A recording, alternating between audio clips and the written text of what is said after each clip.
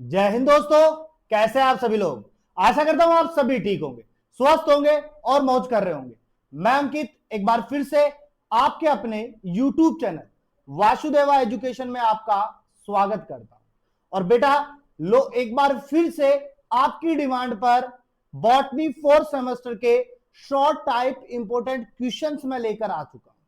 और इन important questions में केवल वही शॉर्ट टाइप होंगे जो आपके एग्जाम में छपने की पूरी चांसेस होंगे। तो शुरू करते हैं आज का पहला क्वेश्चन जो बॉटनी 4th सेमेस्टर का शॉर्ट टाइप होगा। और बड़ा पहला क्वेश्चन है, लीनियस की कृत्रिम वर्गीकरण प्रणाली की क्या थी। तो बेटा देखो, लीनियस की कृत्रिम वर्गीकरण प्रणाली की अगर हम बात करें तो सिंपल सी हम बात कह सकते हैं कि यह बिल्कुल सरल थी।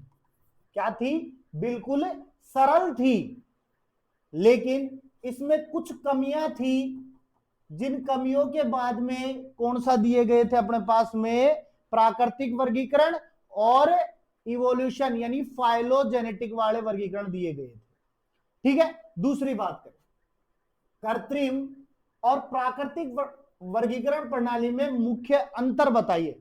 तो सिंपल सी बात है, कृत्रिम के लिए बात करें तो ये बिल्कुल क्या थी? सरल। प्राकृतिक के लिए अगर हम बात करें तो ये क्या थी? जटिल। इसमें कुछ पादपों को जगह दी गई थी, इनमें सभी पादपों को क्या दी गई थी? जगह दी गई थी। पढ़ने के दृष्टि से बिल्कुल सरल, पढ़ने की दृष्टि से बिल्कुल क्या होगी? ये जटिल होगी।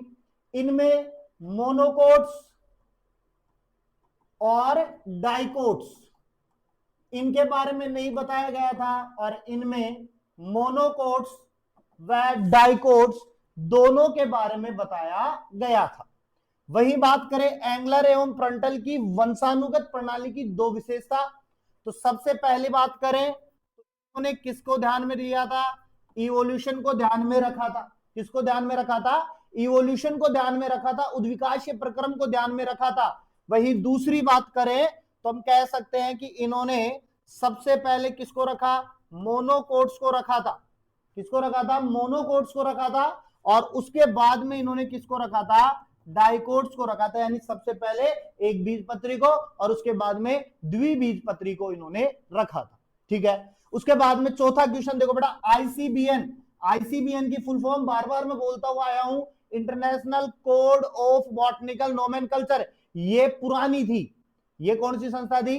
पुरानी संस्था थी। आजकल कौन सी बना दी गई है? ICNAFP। अब देखो, ICN international code nomenclature, international code nomenclature, तो एल से ए से बन गया बेटा एल्गी। क्या बन गया?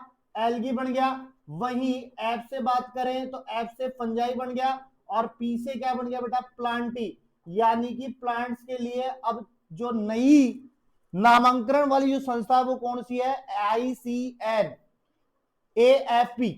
International code of nomenclature, algae, fungi और प्लांटी।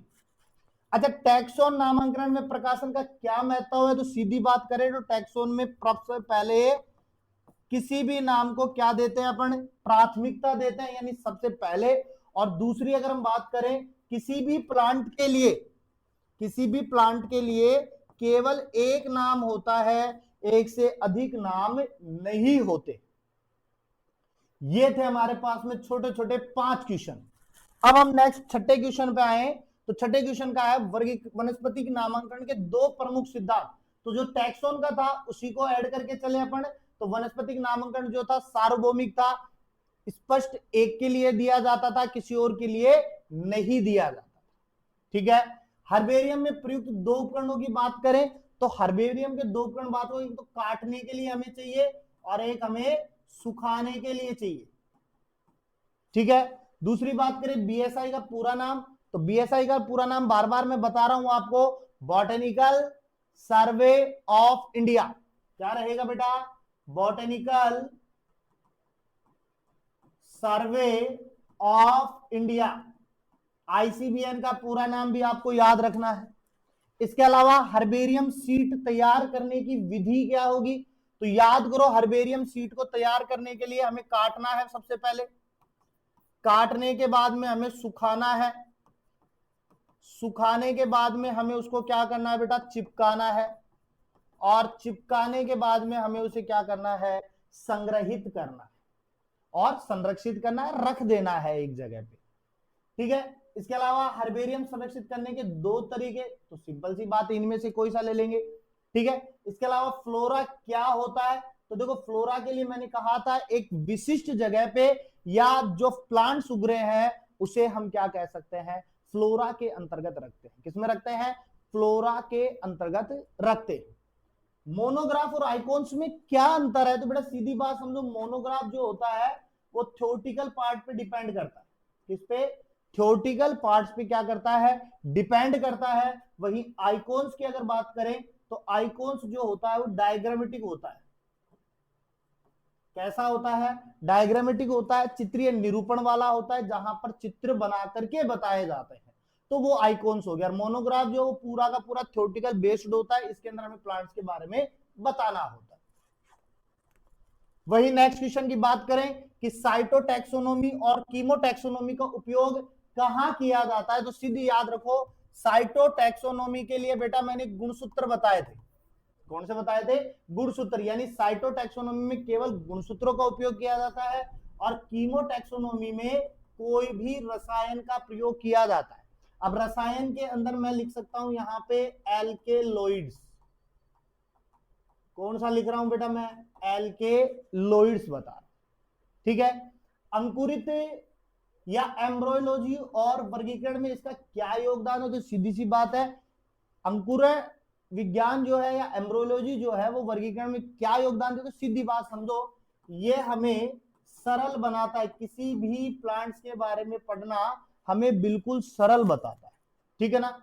इसके अलावा मैं बात करूं बेटा, रागी कौन से प्रकार का बाजरा है, तो रागी मिलेट कौन सा है, फिंगर मिलेट प्रकार का बाजरा कौन सा है, रागी। वही बात करें प्राथमिक और द्वितीयक केंद्रों में, तो मैंने कहा था जहां पर सबसे पहले प्लांट आ रहा है वो प्राथमिक, और जो उसके बाद में हम लेकर आ रहे हैं किसी एक स्थान से प्लांट को, तो वो कौन सा हो जाएगा, उसका केंद्र द्वितीय केंद्र हो जाएगा। इसके अलावा हम बात करें कपास से कौन सा रेशा प्राप्त होता है, तो बेटा सीधी बात याद रखो, कपास से सेलुलोज युक्त यानी कि बिल्कुल नॉर्मल सेलुलोज युक्त पादप प्राप्त होता है या रेशा प्राप्त होता है। वही बात करें चाय और कॉफी में कौन सा मुख्य एल्केलॉइड्स होता है, तो याद करना बेटा कैफीन होता है। कौन सा होता है, कैफीन होता है। ठीक है। इसके अलावा हम बात करें हल्दी का औषधीय उपयोग बताइए, तो बेटा हल्दी के अंदर एक गुण होता है जिसे अपन क्या कहते हैं, एंटीसेप्टिक कहते हैं। क्या कहते हैं, एंटीसेप्टिक कहते हैं। और ये जो हल्दी का एंटीसेप्टिक गुण है वो जोड़ों के दर्द को कम करता है। किसको कम करता है बेटा, जोड़ों के दर्द को कम करता है अपने पास। हींग किस भाग से प्राप्त होता है, तो बेटा हींग जड़ या कंद भाग से प्राप्त होता है, या तो किससे प्राप्त होगा, जड़ भाग से या कंद भाग से प्राप्त होगा। इसके अलावा जीरा और धनिया की उपयोगिता बताएं, तो आप सीधी बात समझो, जीरा और धनिया जो है अपने पास में पाचन से संबंधित चीजों में मदद करते हैं। ठीक है। तो ये हो गया अपने पास में कुछ क्वेश्चन। इसके अलावा बात करें रबर किस पौधे से प्राप्त होता है, तो याद रखना रबर जो है हीविया ब्रसेलिया इस पादप से क्या होता है, प्राप्त होता है। ठीक है। अब बात करते हैं औषधीय पादपों की। तुलसी के औषधीय पादपों में बात करें तो मैं सिंपल याद रखना बेटा, प्रतिरोधक क्षमता बढ़ाने के लिए कौन है अपने पास में, तुलसी। कौन है, तुलसी। वही अश्वगंधा की बात करें तो अश्वगंधा जो है सिर दर्द के लिए सबसे ज्यादा काम कर रहा है, बेचैनी के रूप में काम करेगा। अगर बेचैनी हो रही है तो आप अश्वगंधा का सेवन कर सकते हो।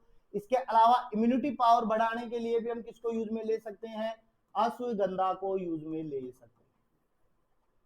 क्लियर बात है। इसके अलावा ईसबगोल किस अंग के रोग में उपयोगी है, तो बेटा ईसबगोल की बात करें तो ईसबगोल जो है वो पाचन तंत्र के लिए, किसके लिए, पाचन तंत्र के लिए, या मैं कहूं कब्ज के लिए इसबगोल यूज में ले सकते हैं, मार्केट में मिलता है, सफेद सफेद होता है, फाइबर जैसा होता है, इसबगोल की भूसी हम उसे बोलते हैं, हम उसको यूज में ले सकते हैं। इसके अलावा बात करें नीम के 2 औषधीय प्रयोग बताएं तो सीधी बात समझो, नीम जो होता है बेटा कीटाणु रोधी होता है। क्या होता है? कीटाणु रोधी होता है, कीटाणुओं को नष्ट करने में काम आता है। और कई बार आपने देखा होगा जब हमें चोट वगैरह लग जाती है तो हमें नीम के पानी से नहाते हैं, नीम के पानी से सेक भी करते हैं, नीम के पत्तों को उबाल कर भी क्या करते हैं, काम में लेते हैं। तो ये कुछ very very important short types question थे जो हमें एग्जाम में देखने को मिल सकते हैं। अब 10 क्वेश्चन आएंगे, 10 को हम 2 से मल्टीप्लाई करें तो 20 नंबर होते हैं। 60 का मैंने सुबह आपको बता दिया, तो टोटल कितने हो गए बेटा? 80 नंबर का मैटर मैं आपको बता रहा हूं। अब अपन को कितना मिलता है इसमें से वो हम कल के पेपर को देखेंगे और देख करके बताएंगे कि कितना मिलता है। तो मैं तो श्योर हूं कि लगभग मिलेगा अपना पेपर, कहीं नहीं जाएगा। लेकिन एक चीज और बता दूं बेटा, मैं अपने क्वेश्चंस की जो लैंग्वेज है वो ऊपर नीचे हो सकती है, आंसर लगभग सेम से रहेंगे अपने पास में। समझ रहे हो बात को? जैसे मैं सीधी बात करूं, रबर किस पौधे से प्राप्त होता है? मैंने बोला हीविया ब्रासिलिस। अब बता दें कि हीविया ब्रासिलिस पौधे से क्या प्राप्त होता है, तो फिर आपको याद रखें रबर। अब आपको सर आपने तो क्वेश्चन बताया ही नहीं हमें, ये क्वेश्चन तो आया नहीं। जैसे सुबह ही केमिस्ट्री के लिए चल रही थी चर्चा की, एरिन आ रहा था, बेंजीन आ गया था, बेंजीन बताया था, एरिन आ गया था।